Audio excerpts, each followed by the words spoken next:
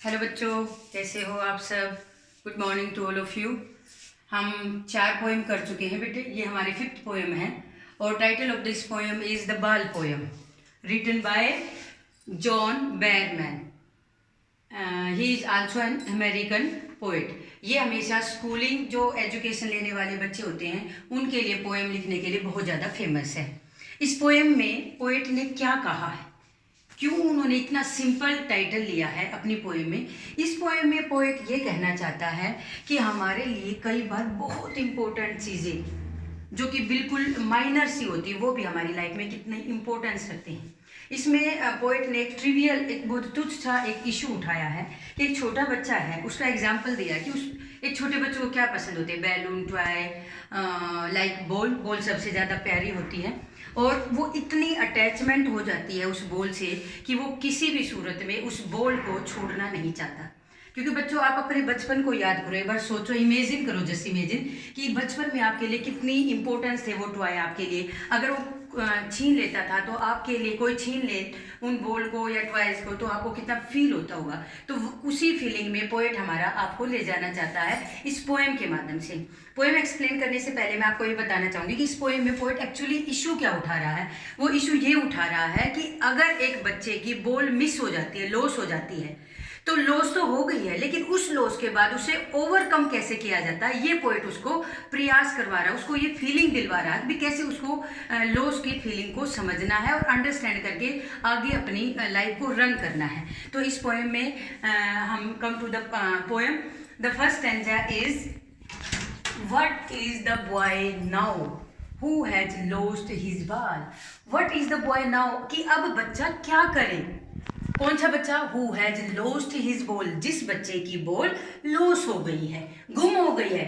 What repeat कर रहा है बेटा, what is he to do, अब वो क्या करे। I saw it go, I is poet, poet कह रहा है कि मैं उस दृश्य को देख रहा हूँ कि बच्चा बहुत सैड मूड में है और उसकी बॉल को, उस बच्चे दोनों की मूवमेंट को पोएट ऑब्जर्व कर रहा है। Merry bounce down the street and then, मैंने उसको उछलते हुए नीचे गली की तरफ से जंप करते हुए देखा है। Merry over there it is in the water, और धीरे धीरे वो जंप करके कहाँ चली गई है, एक तालाब के पानी में चली गई है। नो यूज, अर्थात उसकी बॉल यहाँ पे लॉस हो गई है। और इस चीज को कौन ऑब्जर्व कर रहा है? पोएट ऑब्जर्व कर रहा है। नो यूज टू से oh there are other ball, उस बच्चे को समझाने का अब कोई फायदा नहीं है। पोएट यहाँ पे कहना चाह रहा है कि उस बच्चे को समझाने का कोई फायदा नहीं, क्योंकि मैं दूसरे बॉल, अगर उसको लालच देता हूँ कि दूसरी बॉल पॉसिबल है लाना, लेकिन उसका कोई फायदा उस पर असर नहीं डाल रही है, क्योंकि because he is totally attach with this ball. No use to say, oh, there are other balls. And ultimately shaking grief fix the boy.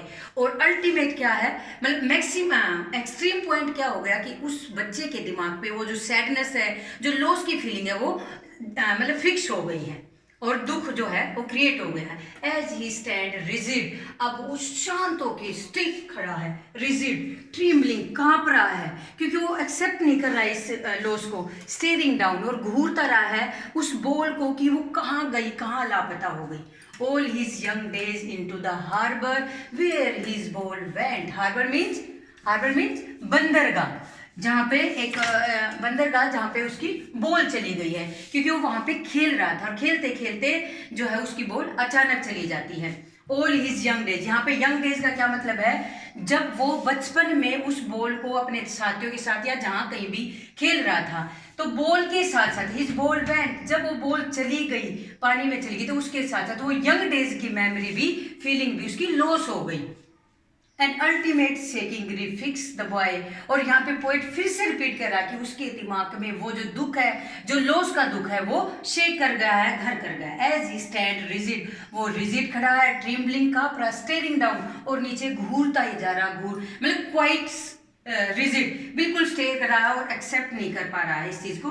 All his young days into the harbour where his ball went, और उसकी ball कहाँ गई, वो चीजों को याद कर रहा है। आई वुड नॉट इंट्रूड मतलब पोएट यहाँ पे कहना चाहते हैं, अगेन पोएट की कमिंग होती है, एंट्री होती है। आई वो वुड नॉट, पोइट कह रहा है कि मैंने उसकी इस फीलिंग में, क्योंकि वो दुखी है, रो रहा है, वीपिंग है, कर रहा है, लेकिन मैंने उसको इंट्रोड्यूस नहीं किया, मतलब मैंने उसको इंटरफेयर नहीं किया, मैंने उसको जो है कोई भी समझाने का, लालच देने की कोशिश नहीं की।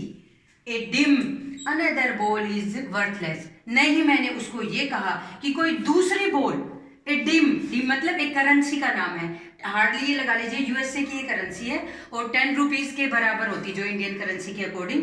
तो अगर एक अनदर बॉल जिसकी कीमत केवल माइनर सी है, इज वर्थलेस, उसके लिए वर्थलेस है, हम ये कह रहे हैं कि अगर दूसरी बॉल का प्रलोभन दिया जाता है तो उसके लिए कोई बेनिफिशियल नहीं होगा, क्योंकि वो रिजिड बन चुका है उस बॉल के लिए, क्योंकि उसकी फीलिंग जो है उस बॉल से काफी अटैचमेंट हो चुकी है। कंक्लूजन क्या निकला?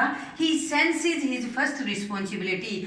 आज यहाँ पे पोएट कह रहा है कि आज वो अपनी पहली रिस्पॉन्सिबिलिटी को सेंस कर रहा, ऑब्जर्व कर रहा कि वो बॉल मेरी रिस्पॉन्सिबिलिटी थी और मैंने जैसे केयरलेस के साथ वहां खेल रहा था, मैंने वो रिस्पॉन्सिबिलिटी खत्म कर दी है। ही सेंस हिज फर्स्ट, आज उसे अपनी फर्स्ट रिस्पॉन्सिबिलिटी का एहसास हो गया। In a world of possessions people will take, हमारे वर्ल्ड में भी ऐसा ही होता है कि लोग जो होते हैं, पोजेशन भौतिक चीजें उनके पास आती हैं, हमारे पास एक गाड़ी होगी, बंगला होगा, ऐसे ऐसी चीजें बढ़ती जाती हैं, खत्म हो और थोड़े समय के बाद वो वर्किंग प्रॉपर नहीं कर पाती, लेकिन हमारी डिमांड फिर बढ़ती जाती है। पीपल विल टेक, वो लोग फिर से खरीदते हैं, लोग आते हैं, हम भी एक बॉल गुम हो जाती, दूसरी बॉल ली, दूसरी तीसरी ली, इस प्रकार बॉल लेते हैं और गुम हो जाती है, विल बी लॉस होती रहती है हमेशा। लेकिन एक माइनर सी चीज, लेकिन एक बच्चे के लिए वो चीज माइनर नहीं है, क्योंकि वो लिटिल बॉय है, क्योंकि उसकी जो फीलिंग है उस बॉल से बहुत ज्यादा अटैचमेंट है। And no one buys a ball back, और कोई दूसरी बॉल उसका स्थान नहीं ले सकती। क्यों? बिकॉज मनी इज इटर्नल, क्योंकि जो धन होता है वो बॉल तो ला सकता है लेकिन आपकी फीलिंग को कभी भी परचेज नहीं कर सकता। And he is the and the last paragraph is he is learning, आज उसने सीख लिया है, will well behind his desperate eyes, निराशा भरी आंखों से उसने आज लर्निंग एक पार्ट सीख लिया। क्या? द एपिस्टेमोलॉजी, एपिस्टेमोलॉजी क्या होता है बेटा?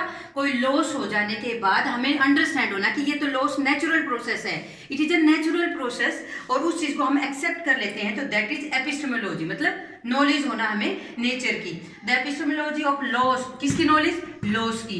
हाउ टू स्टैंड अप, कि उस लॉस में भी हमें अपने आप को कैसे मेंटेन रखना है, स्टेबल रखना है, खड़े करना है या उसको ओवरकम करना, आगे बढ़ाना है।